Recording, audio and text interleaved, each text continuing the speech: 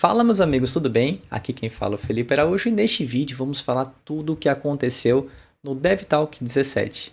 Não conseguiu? É muita coisa? Foram 40 e tantos minutos de vídeo ali em inglês para você conseguir acompanhar? Não se preocupe, fica aqui que eu vou comentar tudo o que aconteceu nessa entrevista, né, que eles fazem de tempos em tempos. Então aqui se falou sobre o futuro dos formatos. O que vai acontecer com o Blitz? E aqui era uma grande questão, a gente queria saber e não tinha maiores informações. O que aconteceu com o Commoner, com o League of Legends depois do Mundial, o que eles vão fazer a respeito disso e o próprio Classic Constructed. Vamos lá? Vamos começar? Então vamos aqui com o Blitz, que muito se falou a respeito dele. Veja só, o Blitz foi desenhado para justamente tentar se fixar como modelo rápido, né? E realmente é o que ele se propõe e ele consegue fazer isso com maestria. A partida é bem mais rápida do que no CC, que muitas vezes demora mais do que os seus 55 minutos por ir para os turnos, e durante a semana isso realmente acaba sendo algo bem complicado, ainda mais se dão mais do que 8 jogadores. É certo sim que muitas lojas locais elas costumam encerrar com 3 rodadas, mesmo que deem mais do que 8 players, mas ainda assim isso acaba sendo empecilho para várias regiões. E eu achei super curioso que o James White ele comentou que algumas regiões no Sudeste Asiático em específico, e aí citou o caso de Singapura, tem uma legislação que diz que se por acaso tiver um jogo ali local, você não pode passar de 2 horas de torneio. Achei isso bem diferente com essa legislação própria daquela região. E aí o Blitz, mais uma vez, ela vinha como um formato que se adequava à demanda daquelas regiões. Tá bem, só que aí tivemos quem? O Silver Age, como uma demanda dos players das lojas, como um formato também rápido e mais acessível. E aí com a entrada desse formato que muito está se investindo, acabou que o Blitz perdeu muita força. Já não era um formato dos mais queridos, e aí com a vinda do Silver Age acabou que eles optaram por tirar o Blitz do cenário competitivo, como a gente já sabia que isso ia acontecer, e disseram, não, o Blitz não vai morrer. Você ainda vai ter a oportunidade de jogar o Blitz em 2026 num grande torneio, uma única vez. A não ser que, de repente, a gente observe, como nada é imutável, a gente pode rever nossa política, que por estar tendo muitos torneios on-demand e ármores locais, porque sim, você vai poder rodar esse formato nos seus ármores locais sem problema algum. E se a gente observar que a demanda desse formato nesses eventos de finais de semana ou de semana nas lojas locais estiver alta, a gente pode rever nossa política e eventualmente colocar mais eventos competitivos de Blitz ao longo de 26, embora isso seja bem provável. Muito bem, então temos essa configuração que a gente já sabia que estava acontecendo, mas as novidades que realmente fizeram assim algo diferente nesse DevTalk foi o quê?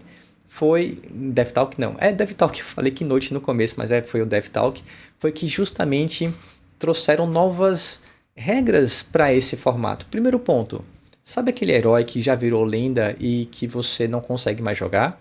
Ou aquela arma que você queria jogar com aquele herói, mas que por conta de outro herói ter virado lenda você não consegue mais utilizar? Pois bem, esse problema acabou. Você pode utilizar todos os heróis, até aqueles que já viraram League of Legends. E outra, as armas assinatura também estão de volta. Então você, como eu, que adora jogar de Briar, ou outro herói que já foi embora faz muito tempo, como o Odin, o Stavo, ou sei lá mais quem. Stavo não, aquele adulto. Mas qualquer outro herói que seja disponível no Blitz em algum momento, você vai poder jogar com ele, amigo. Assim como as armas assinaturas. Então, Dash, que levou a pistolinha, vai poder estar ali de volta. E todos os outros mais heróis que foram ali para a sua aposentadoria. Beleza, o que mais? Não somente os heróis foram desbanidos, como todas as cartas. Todas as cartas estão desbanidas. Não temos banlist aqui. Você pode usar qualquer uma, mas tem um detalhe. Somente uma cópia de cada carta. Então você quer jogar com Scar for Scar? Você pode. Use uma vermelha, se quiser use uma amarela, se quiser uma azul. Mas nada de 2 de cada cor. Não pode. Então você vai ter essa restrição. Isso vai fazer com que muita gente tenha que bolar novas decklists. Detalhe, isso também se estende para equipamentos. Vai jogar de Ira? Beleza. Kodash? Needle. Needle? Sim, aqui você vai poder utilizar a agulhinha que está banida em todos os formatos, mas neste não. neste você vai poder utilizar. O que você não vai conseguir seria usar 2 Kodachis, porque só pode ter uma carta de cada tipo para você poder jogar. Beleza? Então nada de 2 Kodachis, nada de 2 Scar for Scar vermelhos e assim por diante. Muito bem. O que mais a gente pode ter aqui nesse formato? Pelo que eu estou vendo aqui das minhas anotações, seriam essas as informações principais que eles colocaram nesse vídeo aqui no DevTalk número 17. Ou foi Keynote? Agora nem eu sei mais, é DevTalk mesmo. Beleza, depois a gente segue aqui para o próximo, que foi o Live Legend. Eles comentaram que, olha, o Live Legend não teve, a gente sabe, uma receptividade boa por parte dos jogadores casuais. No competitivo, até que a gente teve aqui uma presença ok, mas no casual a comunidade não abraçou. Então o que a gente vai fazer? Não necessariamente por conta disso, eles disseram, mas o que a gente vai fazer? Vai deixar esse formato em stand-by. Vão ter torneios de Live Legend? Eles disseram que assim como o Blitz vai ter um grande torneio de Live Legend no ano de 2026. Mas que a gente não deveria esperar que os ProQuests ou Nacional tivessem esse modelo durante o ano de 2026. Então, teve essa situação em que eles colocaram de só ter também, assim como o do Blitz, um grande evento, tá? Para o ano que vem. Vai mexer na banlist? Eles disseram que não, no formato Live Legend, até que chegue próximo desse grande evento durante o ano 2026. Por enquanto, deixa como tá. Pode jogar no seu Armory, no seu On Demand, mas para competitivo, ano que vem, provavelmente só um único torneio. Commoner ficou totalmente sem sentido. Essa foi a conclusão que eles chegaram. Porque se o Blitz você já teve essa redução de flavor por conta da entrada do Silver Age, aí é que o Commoner não faz sentido mesmo. Tá? Então, eventualmente, eles disseram, pode ser que você encontre isso aí num side event de um grande torneio, de um grande evento, mas dificilmente você vai ter algum tipo de investimento aqui por parte da empresa para esse formato. Eles disseram, foi bem curioso, que assim, você ter diversas opções para os players é meio confuso. Então, tem Silver Age, tem Commoner, tem o PF, tem o próprio Classic Constructor, tem o Blitz. O player fica confuso, tem muita opção, às vezes não é muito bom. Né? Então, eu até me lembro assim, fazendo uma comparação meio nada a ver, que quando eu vou para um restaurante e minha esposa pega um cardápio que tem muitas opções para escolher, meu Deus, é horrível, ela demora demais, fica confuso, realmente não sabe por onde ir. Então, às vezes, você tem um direcionamento com menos opções, funciona melhor, desde que cada formato possua a sua finalidade de forma bem delineada. Né? Então, aqui, como tinha uma sobreposição entre o Silver Age, o Commoner e o Blitz, eles tentaram focar no Silver Age, que é justamente a bola da vez que a gente vai comentar agora. Eles disseram, olha, o Silver Age realmente é aquilo que a gente está focado, está tentando fazer ao máximo aqui funcionar, vai estar presente nos eventos de nível 2, 3 e 4, não necessariamente em todos, mas vez por outra vocês vão ver esse formato aqui aparecer. Ele vai ter um grande balanceamento que vocês vão observar com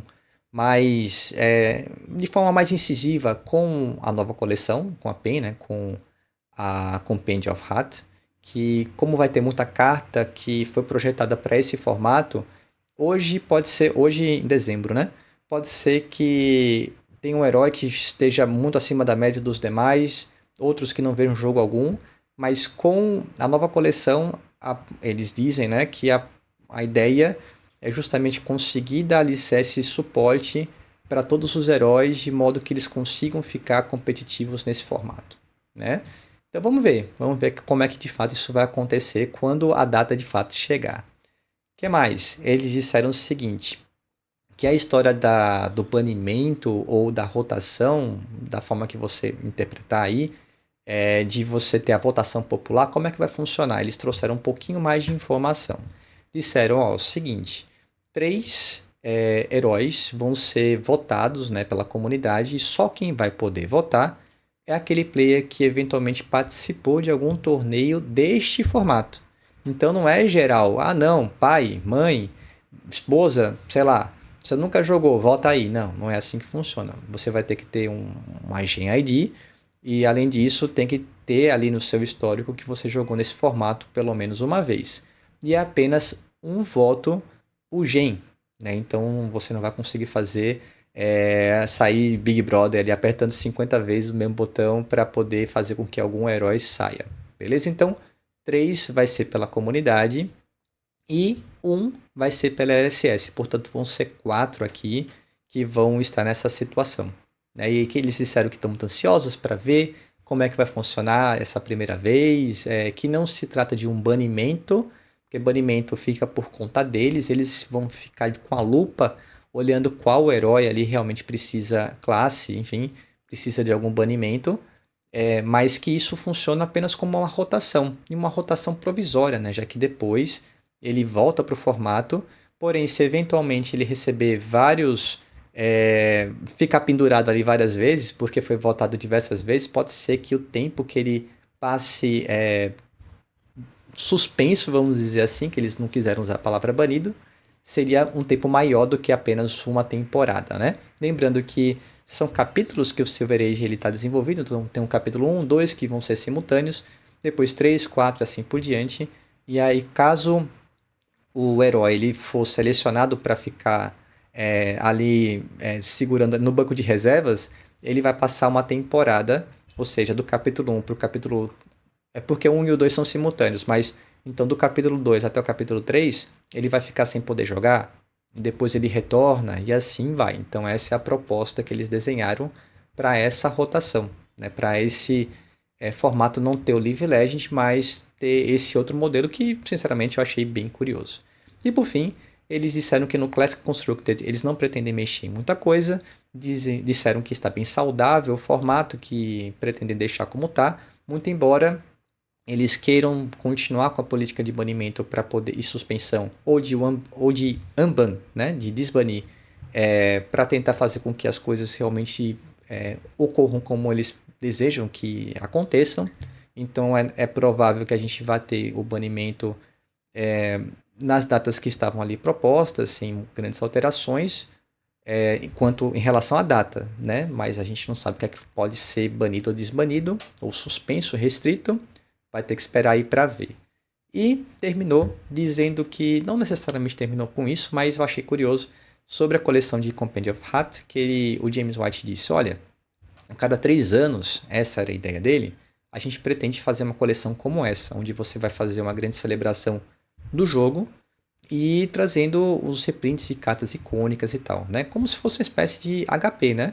A gente teve HP bem recente com o lançamento do jogo, porque não conseguiu ter uma distribuição tão grande, mas depois demorou muito, de fato, para você ter o Companion of Heart com essa proposta semelhante. E você veja, daqui 3 anos já é desenhando para os 10 anos de Flash and Blood, que realmente eu imagino que eles vão fazer algo bem grande para poder fazer jus a essa data, né? Depois de...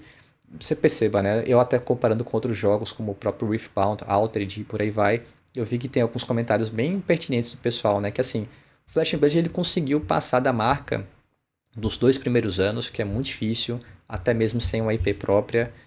Aliás, sendo uma IP própria e não advinda de outros mercados, né? De mídia e por aí vai.